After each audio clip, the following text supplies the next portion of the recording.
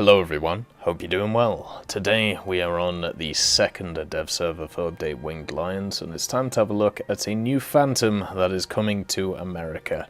And this is the F-4J Phantom II.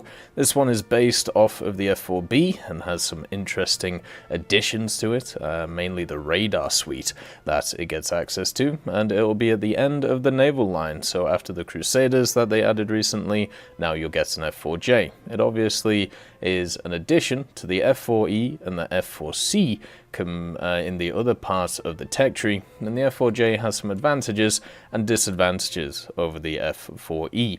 The first interesting thing about this vehicle is the missiles that it gets access to. So when we have a look at them, it gets access to a bunch of them. Obviously, being a naval aircraft, it gets AIM-9Ds and AIM-9Gs, the Gs being the better ones. I've always liked AIM-9Gs.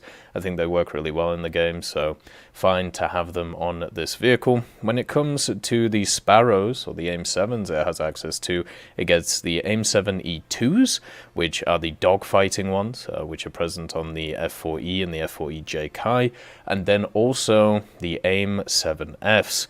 Now, the AIM-7Fs, compared to the E2s, the major difference is that they have a longer burn time because they have a dual thrust motor in them, with both a booster and a sustainer mode as well.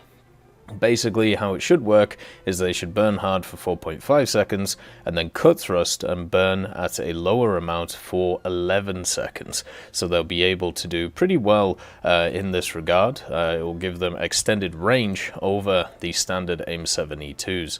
Also, it has access to as many bombs as you want, has access to rockets and everything like that. One of the interesting things about the modifications, though, is if you just take a full missile loadout, you don't get access to the gun because the gun is a central pod on it. It's kind of like the F-4C in that regard. This thing did not have an internal gun, and also it doesn't get access to the Vulcan. It actually gets the 20mm Mark 11 Mod 5, which is a different gun, but still should be fine.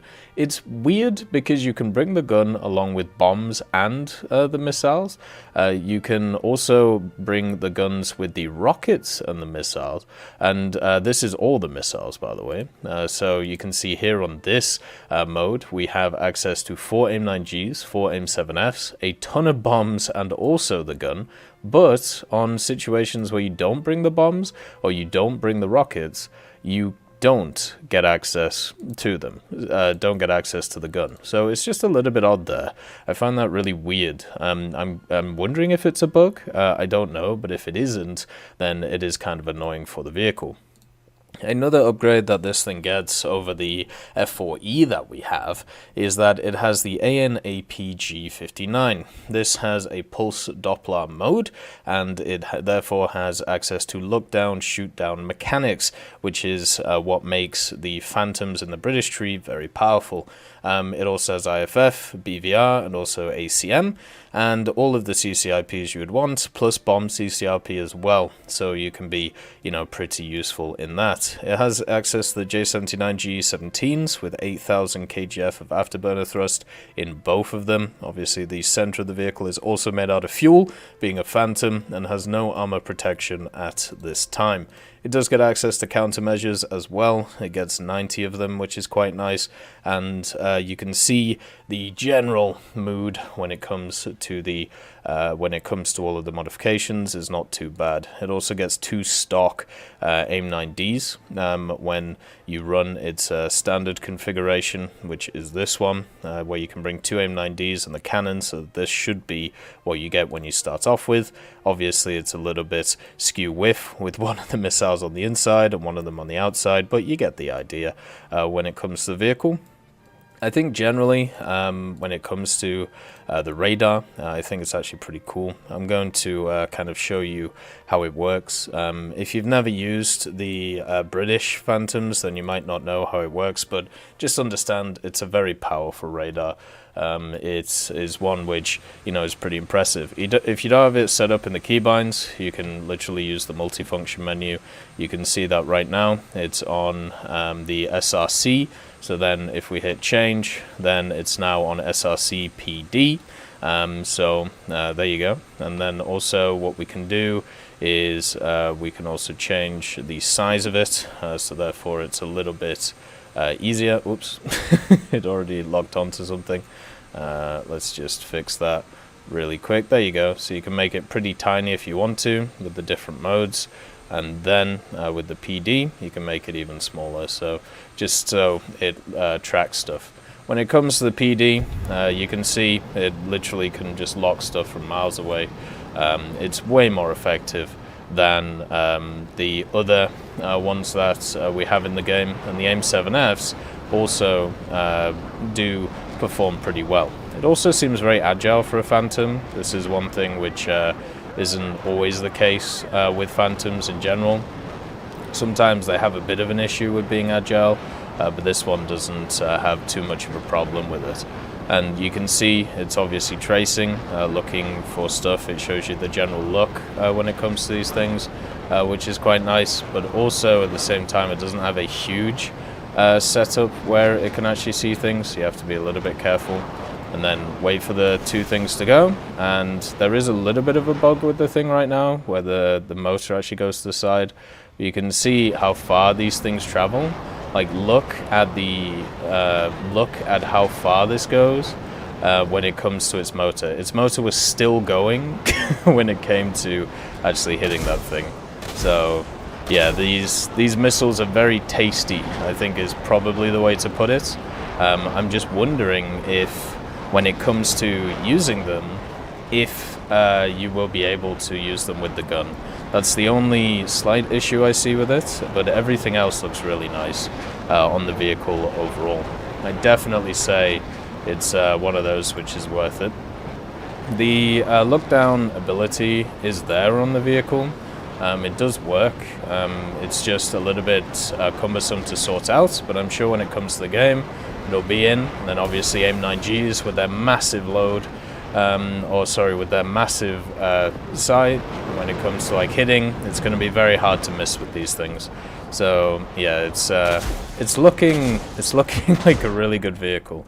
I don't know how else to put it. I just wish that the vehicle had access to the gun while it also had all the missiles, which could easily, happen.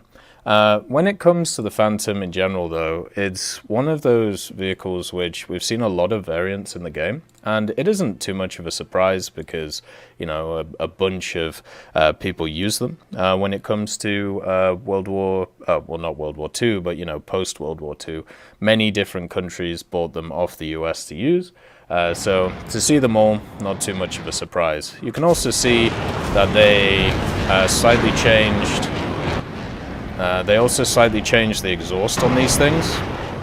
So you can see here, it looks slightly different. Obviously all the Phantoms beautifully smashing into it because none of the AI know how to fly it. But you can see the exhaust is slightly different on them. It's a lot more pronounced, is probably the way to put it. And also at the same time, they changed the look of where the air comes out of the engines. You can see it here. It's slightly different to what we saw before, so that's something to look for on the vehicle, which will be very, very nice. Alright, let's try and turn the radar on, because for some reason it's just chilling right now. Then we change the mode so it can look for PD while we're just wandering about. And yeah, generally when it comes to this Phantom, the cockpit is pretty much really well done. Everything is looking nice on it. There's no issues that I've seen at all with it. It has access to all the mechanics you'd want when it comes to a Phantom, and also at the same time it can fire missiles from absolutely miles away now, which is something you can see. It's still burning, right? It's still going, this one. And it's nearly gone 10 kilometers. Now it's actually finally given up, but we still have the lock, and it is buzzing around a little bit, so it's going to get a bit confused. But you can see how much more range this has compared to other missiles that are around, and I think because of that, it's going to have a really, really good time. Even here, you can see that it's trying to follow while they are going down. Like, look at this. That is just obviously the enemies were getting closer, but That's a 34-kilometer launch with the enemy coming towards us, and it hit. And it had to do a crazy downward motion at the end of it. Like, absolutely nuts on these missiles. But American players do get treated to some really nice vehicles. This is another one. This one, you know, should be fantastic to play. It should be one of those to really look forward to when it comes to the game, and I would be surprised if people are not happy with this one. It's definitely one to look for and be happy about. So hopefully people enjoy this, because if they don't, I will be very, very, very surprised. I hope you all have a wonderful day, and I'll see you next time. I'd just like to thank Professor X 1718, Orange Tail, Sakoshi Tiger, BRFC 15, Teddy, John Ryman, Universe A, Eugens Terry, Ambrosius McClellan, Daniel Stanton, Martinez, B. Young, and then Kyle Kin, Bareen, Lafouche, and also Samuel Slick for supporting the channel.